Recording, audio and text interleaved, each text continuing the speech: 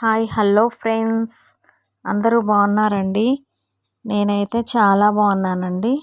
ఇప్పుడు మనము 2 కర్రీస్ కాంబినేషన్తో వచ్చేసానండి ఇవాళ నేను. అవి చాలా అద్దరిపోయే కాంబినేషన్స్లో కర్రీస్ అండి 2.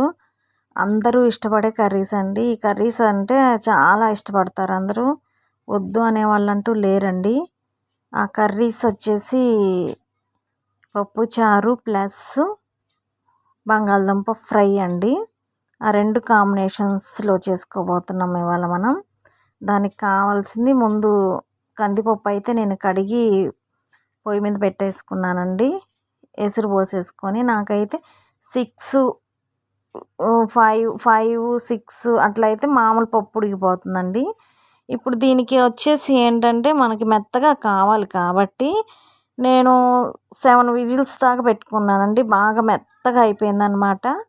దాన్ని ఇంకా పక్కన పెట్టేసుకున్న, మెత్తగా ఉడకబెట్టేసుకొని తర్వాత బాండీ పెట్టేసుకొని బాండీలో ఆయిల్ వేసుకోవాలి.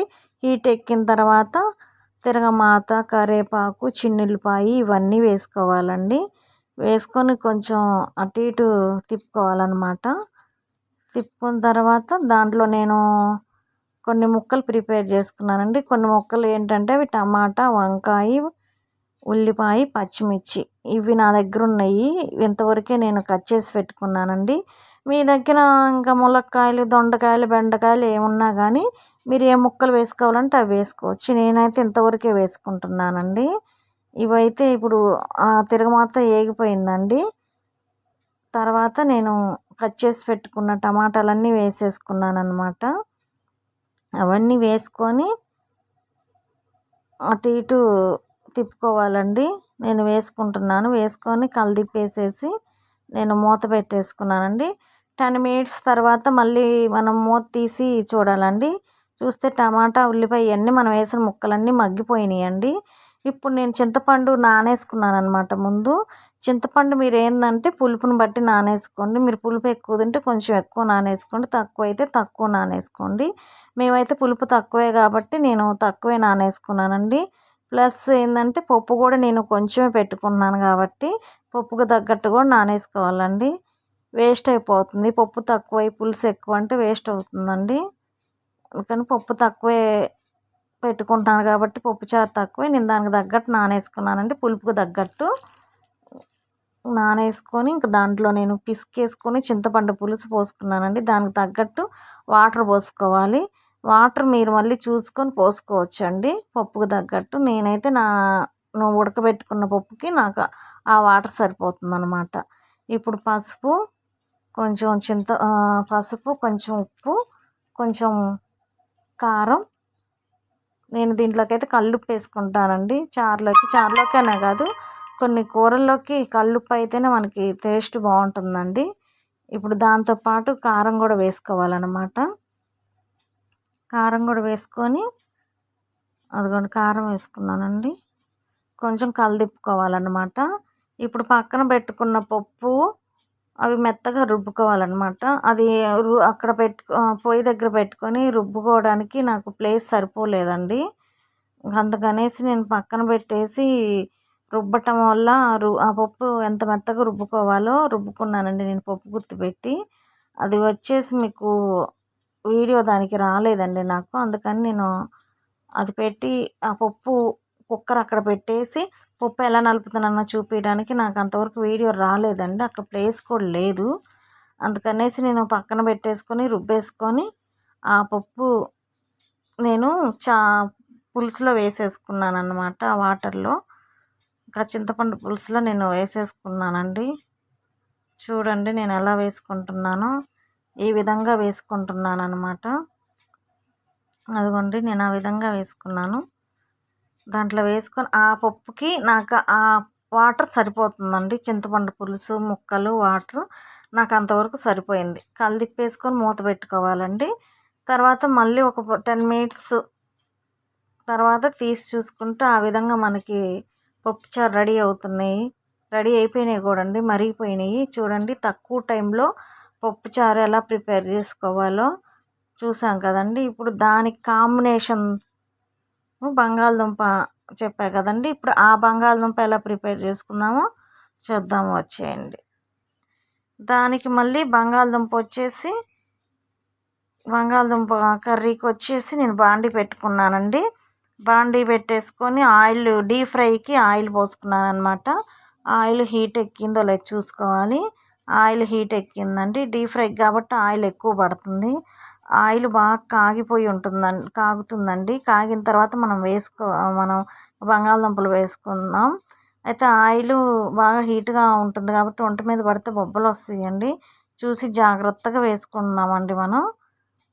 జాగ్రత్తగా వేసుకోవాలన్నమాట. నేను అలా కొంచెం కొంచెం వేసుకుంటున్నానండి బంగాళదుంపలు. వేసుకున్న తర్వాత నేను మొత్తం బంగాళదుంపలు దాంట్లో వేసేసుకున్నాను. వేసుకున్న తర్వాత అలా డీప్ ఫ్రైలో చూడండి ఎలా ఏగుతున్నాయో. ఈలోపు అవి ఏగేలోపు ఖాళీగా ఉంటుంది ఎనికలనేసి పొద్దున్నే మనకి కడుపులో కొంచెం టీ పడాలన్నమాట. కడుపులో టీ పడితే బ్రెయిన్లో పనిచేస్తుంది అనమాట. అందుకని టీ పెట్టేసుకుంటున్నానండి. ఈలోపు మళ్ళీ బంగాళదుంపలు ఒకసారి చూసుకుందాము. కలిదిప్పుకోవాలండి.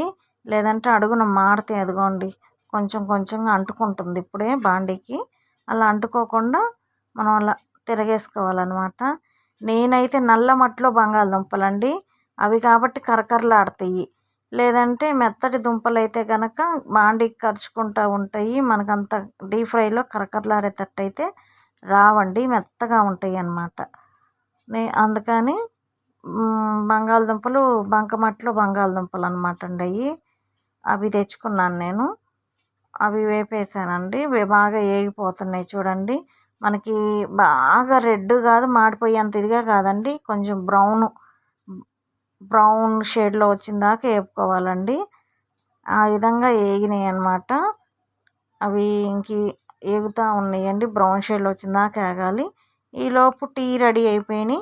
టీ పక్కకు తీసేసుకొని క్యారేజీకి మనకి రైస్ అవసరం కాబట్టి మరి క్యారేజీలో రైస్ పెట్టుకోవాలి కదండి, అన్నం. అందుకని అన్నం పెట్టేసుకున్నాను నేను పక్కన పొయ్యి మీద. టీ గిన్నె పక్కకు తీసేసి అన్నం కూడా వండేసుకుంటున్నాను ఇంకో సైడు. ఈలోపు బంగాళదుంపలు కూడా వేగిపోయినాయండి.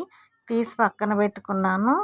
ఇప్పుడు మళ్ళీ బాండీ పెట్టేసుకొని కొంచెం ఆయిల్ కాగిపోయి ఉన్న ఆయిల్ ఉంది కదా ఇప్పుడు డీప్ ఫ్రై ఆయిల్, అది దాంట్లో కొంచెం వేసుకున్న తర్వాత దాంట్లో చిన్నులపాయి, తిరగమాత గింజలు వేసుకొని కలిదిప్పుకోవాలన్నమాట. కలిదిప్పిన తర్వాత మనం వేపి పెట్టుకున్నాం కదండి పక్కన డీప్ ఫ్రైగా చేసుకున్న బంగాళదుంపలు, అవి తీసుకోవాలన్నమాట. అవి తీసుకొని ఇప్పుడు బంగాళదుంపలు మనం వేసేసుకోవాలండి.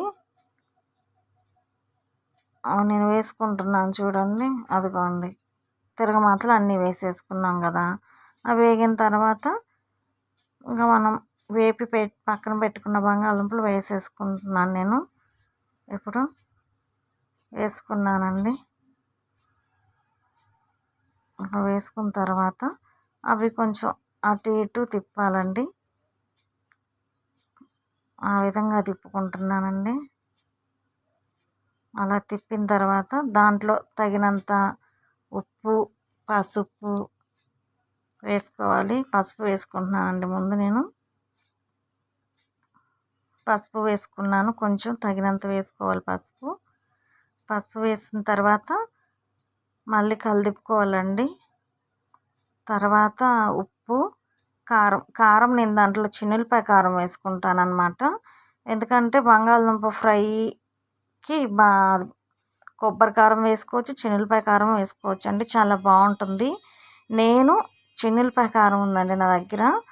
అందుకని నేను ప్రస్తుతానికి నా దగ్గర ఉన్న చిన్నులపాయ కారమే వేసుకున్నానండి. ఇంకా మనం ఉప్పు, కారం వేసుకున్నామండి. ఇక బంగాళదుంప కర్రీ రెడీ అయిపోయిందండి.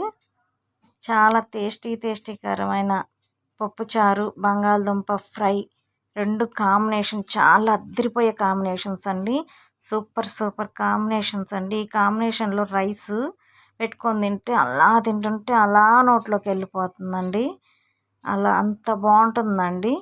చాలా టేస్టీకరమైన పప్పుచారు, బంగాళదుంప ఫ్రై మనకి 2 కాంబినేషన్స్ కర్రీ రెడీ అయిపోయిందండి. మీకు మా ఛానల్ నచ్చినట్టయితే సబ్స్క్రైబ్ చేసుకోండి, మాకు లైక్స్ కొట్టండి. ప్లీజ్ లైక్స్ కొట్టరా, సబ్స్క్రైబ్ చేసుకొని.